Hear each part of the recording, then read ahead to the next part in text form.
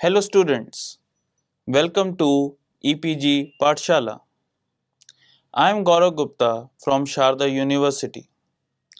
Today we are going to talk on module Inventory Models, Instantaneous Replenishment from Operations Management. This chapter would help students to understand applications of instantaneous replenishment model, assumptions of economic order quantity, EOQ model, calculation of optimum batch size and minimum total inventory cost. Inventory is the stock or resource that a firm stores for carrying out operations. Every firm, whether in service or manufacturing sector, faces with two primary issues related with inventory. How much inventory to keep and when to replenish the stock. These two questions have been quite accurately answered even before the implementation of new software and technologies. The objective of every firm is to keep inventory cost at minimum, and to do so, the above mentioned two questions have to be answered as accurately as possible. The accuracy of answers depend upon preciseness of data collected related to number of items used, forecast of each item, variation in demand, resources available to manufacture items, etc. With decreasing product life cycles and increasing competition, variation and amount of such data is huge, which makes necessary to use sophisticated techniques for solution of inventory problems. Inventory models deals with such problems and provide answer to questions of how much and when to order in such a manner so that total cost is most optimum. There are different models available depending on assumptions applied for production and type of sector. Following illustration indicate the importance of application of these models in both service and manufacturing sector. An auto ancillary unit in manufacturing emblems and wheel covers of various car companies. The unit has to take into account type of emblems and amount of each type required by particular car company. For instance, Maruti Suzuki use insignia of Suzuki as well as name of car such as Desire, etc. as emblems. Now insignia is a constant for all models, but name of car changes with each type of car. Auto ancillary unit faces with a problem of how much of raw material to be ordered to manufacture these two parts. Problem become more severe when demand of other car companies is also added. Inventory models help to resolve such issues. A retailer who stores variety of products has to constantly be cautious of customer demand for different kind of products. Storage of one type of product requires space and maintenance. If its demand is low, then it would result in wasteful expenditure, whereas retailer would lose customers for items which are in demand. Understanding of application of different inventory models would help a retailer to reduce its inventory cost and fulfill customers' demand. Issue of keeping low inventories to reduce holding cost but high enough to reduce frequency of orders. Understanding of EOQ is important. This model, as the title suggests, calculates size of order that should be placed with supplier and would keep both cost of carrying it and placing new orders at most optimum. Following terms should be understood before evaluating EOQ model. Holding cost, also termed as carrying cost, is the cost associated with holding inventory in hand. They include storage cost, spoilage cost, obsolescence cost, etc. For instance, a warehouse storing grains has to spend money on its maintenance and prevents it from getting spoiled. Thus, such warehouse incurs much of its expenditure in holding grains. Ordering cost, also termed as setup cost, are incurred on obtaining additional inventories. They include cost of communicating new order, transportation cost, etc. In manufacturing, when machine has to stop for replacement of tools to produce different item, then time is lost in production because of setting up of process. That is why this cost is also called as setup cost. Reorder point is the time when new order is placed. This also indicates the point when out of total stock how much is consumed and how much is left. Estimation of reorder point is crucial for unhindered production, as when new order is placed, then manager should be sure of having that much stock which can be used till stock is replenished with new order. Lead time is the time taken by the supplier to replenish the stock. Variation in lead time can play havoc with inventory management. Delay in replenishment can lead to stock out and loss of production or customers, whereas making available stock before time can lead to excess stock. EOQ model can work accurately only if it follows the following assumptions. Demand rate is constant. The indicated line in the figure indicates that daily demand out of the stock of 50 units is constant of 10 units. Thus, units are consumed at fixed constant rate. Size of each lot is constant. In every ordering cycle, number of units ordered is same.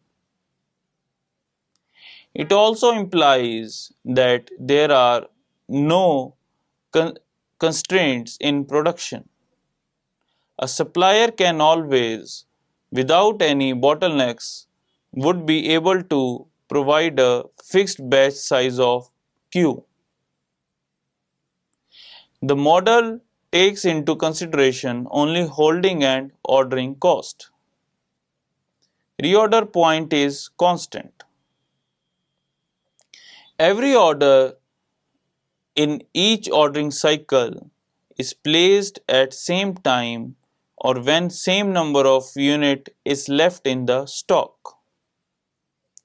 For instance, a batch size of 50 units, daily demand of 10 units, and lead time of 2 days implies that next order should be placed when 2 into 10 equal to 20 units are left in the stock.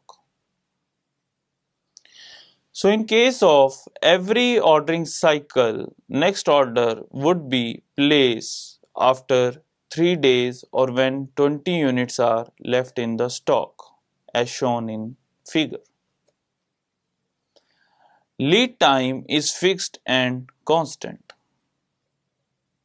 Supplier should provide a fixed batch size in fixed and certain time period. Model should be applied only for those items whose demand is independent of other items. One of the most important assumptions of EOQ model is that stock gets replaced instantly. That is why the model is also called a instantaneous replenishment model.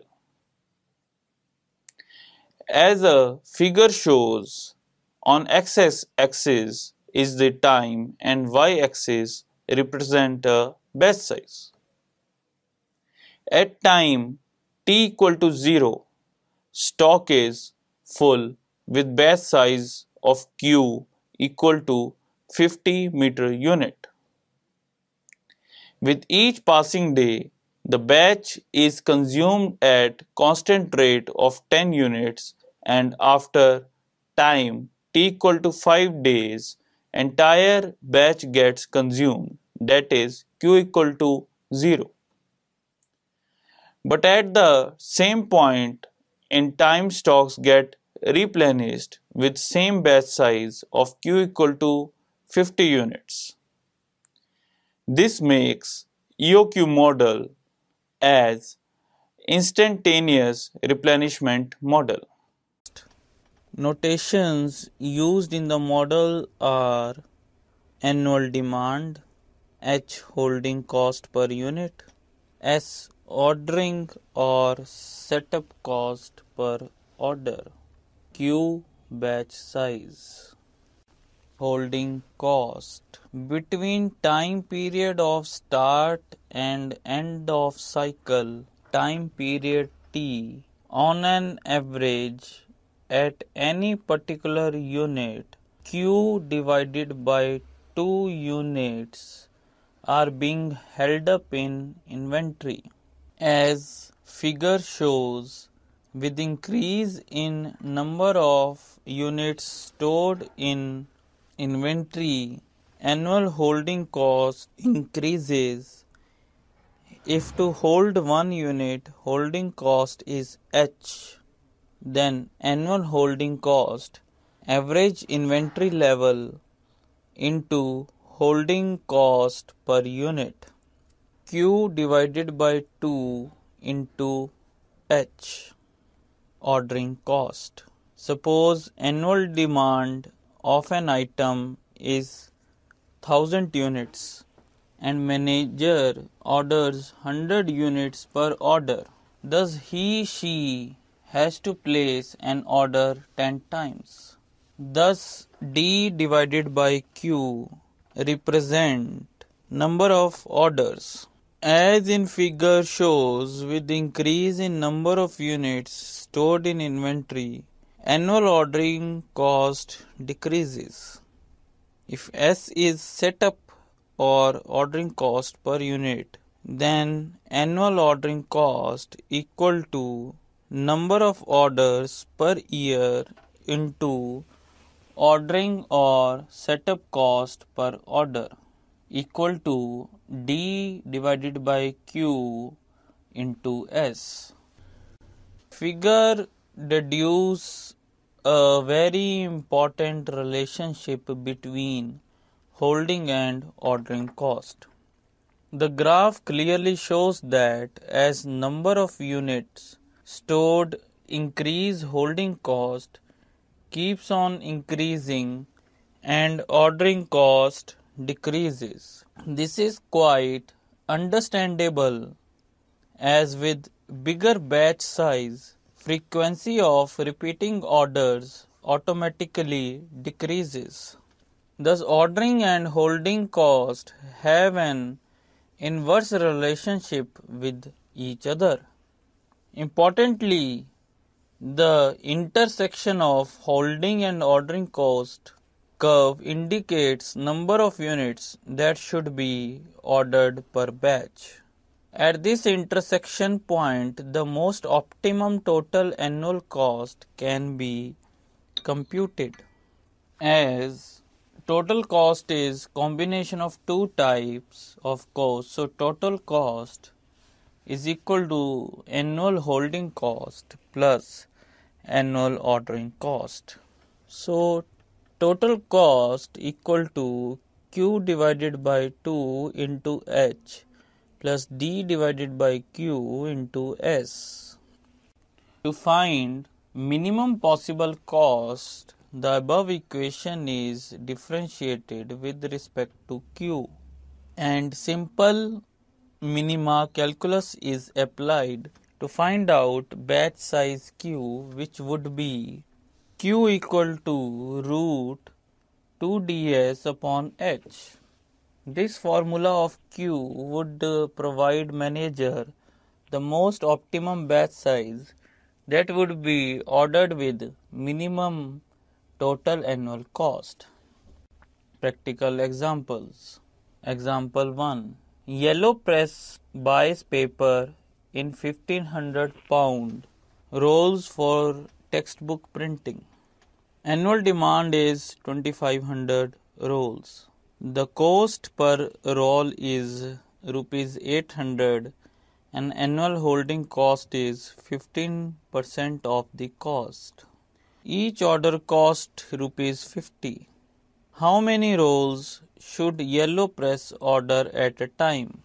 What will be the total cost of keeping that many rolls? Annual demand equal to 2500. Holding cost is calculated 0.15 into 800 equal to rupees 12. Ordering cost S equal to rupees 50. Number of rolls to be ordered. Formula of Q applied, and the solution is 144.3 unit equal to 144 units. Total annual cost would be Q upon 2 into H plus D upon Q into S. So it becomes 144 upon 2 into 12 plus 2500 upon 144 into 50.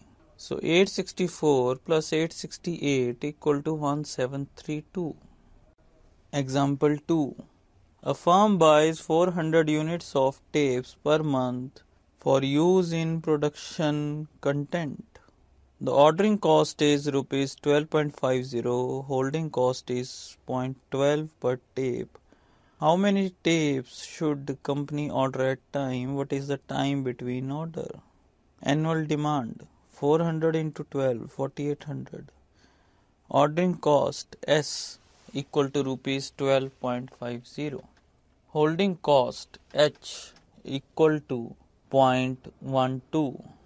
Q equal to root 2 into 4800 into 12.50 upon 0.12 equal to 1000 units. Another concept that is discussed in the example is of the time between orders. It represents the average time elapsed between receiving replenishment of Q units. Thus, D, that is annual demand, is consumed in 12 months or 52 weeks or 365 days. Then Q units would be consumed in Q/D time period. TBO, time between order, equal to Q upon D, that is 1000 upon 4800 equal to 0.208. that is 2.5 months. Thus, this implies that a batch size of 1000 unit is consumed in 2.5 months and stock is replenished after every 2.5 months. Example 3. Demand per week is 18 units. Price per unit is 60. Holding cost is 25% of the price of the product.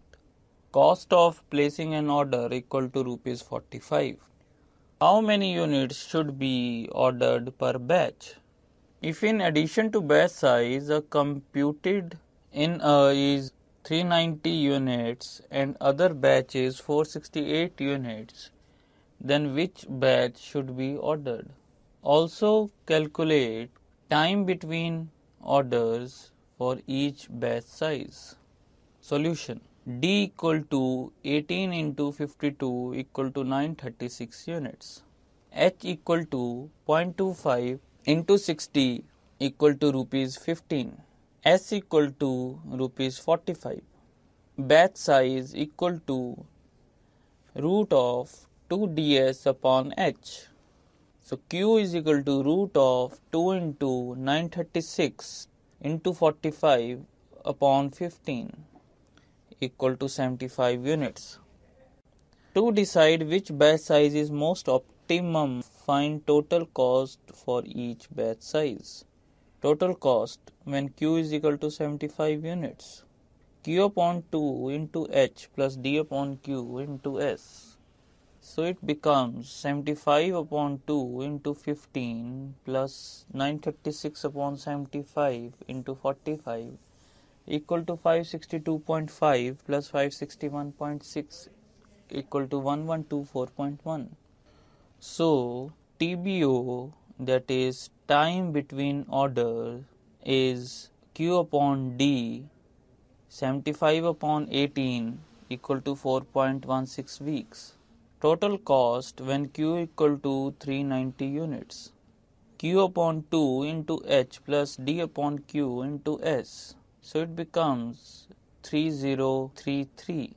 So time between orders is 21.66 week. This comes by applying the formula Q upon D, that is 390 upon 18. Total cost when Q is equal to 468 units. So Q upon 2 into H plus D upon Q into S. 468 upon 2 into 15 plus 936 upon 468 into 45 equal to 3600. TBO equal to Q upon D equal to 468 upon 18, that comes to be 26 weeks. This implies that with increase in batch size, total annual cost keeps on increasing. So it would be preferable to have a batch size of 75 units. Also with increase in batch size, TBO will keep on decreasing. Time between order will keep on decreasing. An example of lean manufacturing technique in reducing inventory. Inventory means having unnecessarily high levels of raw materials, work in progress and finished products. Extra inventory leads to higher inventory financing cost, higher storage cost and higher defect rates. It tends to increase lead time, prevents rapid identification of problems and increase space requirements. In order to conduct effective purchasing, it is especially necessary to eliminate inventory due to incorrect lead times. Work in progress is a direct result of overproduction. Excess inventory tends to hide problems on the plant floor, which must be identified and resolved in order to improve operating performance. Excess inventory increases lead time, consumes productive floor space, delays the identification of problems, and inhibits communication. By achieving a seamless flow between work centers, many manufacturers have been able to improve customer service and slash inventories and their associate cost. The just-in-time philosophy advocates producing or delivering only the necessary parts which the necessary time in the necessary quantity using a minimum necessary resources. Ideally, the appropriate number of parts are produced and immediately shipped when the customer order is received. Upstream processors and suppliers deliver exactly the appropriate quantity of components when the downstream process needs them. In this situation, there is no need for inventory. Eliminating all inventory and work in progress is impossible in the practical sense. The key of manufacturing efficiency is continuously decreasing the quantity of each in the system. There is a general tendency to react to problems by accumulating a reserve of stock based on an estimate of quality defects, equipment breakdown, and team member absenteeism. Single minute exchange of die. SMED provides a rapid and efficient way of converting a manufacturing process from running the current product to running the next product. The rapid changeover is key to reducing production lot sizes and thereby improving flow, reducing production loss and output variability. The phrase single minute does not mean that all changeovers and startups should take only 1 minute, but that they should take less than 10 minutes. In other words, single digit minute. There are 7 basic steps to reduce changeover using the single minute exchange of die system. Observe the current methodology. Separate the internal and external activities. Internal activities are those that can be performed when the process is stopped, while external activities can be done while the last batch is being produced or once the next batch has started. For example, go and get the required tools for the job before the machine stops. Convert internal activities to external ones. Preheating of tools is a good example of this. Streamline the remaining internal activities by simplifying them. Streamline the external activities so that they are of a similar scale to the internal ones. Document the new procedure and action that are yet to be completed. Do it all again. For each interaction of the above process, a 45% improvement in setup time should be expected, so it may take several iterations to cross the 10-minute line. So students, let's now summarize what we have learned in this module. Economic order quantity is an inventory model which is used to evaluate quantity per batch to be ordered so that total cost is kept minimum. In this model, total cost is function of only holding and ordering cost. Yukie model works under certain assumptions. Some of these assumptions happen only under ideal conditions, making scope of this model under very limited conditions. One of the most important assumptions of replenishment of stock at the same time when the stock gets finished makes EOQ as instantaneous replenishment model. Thank you.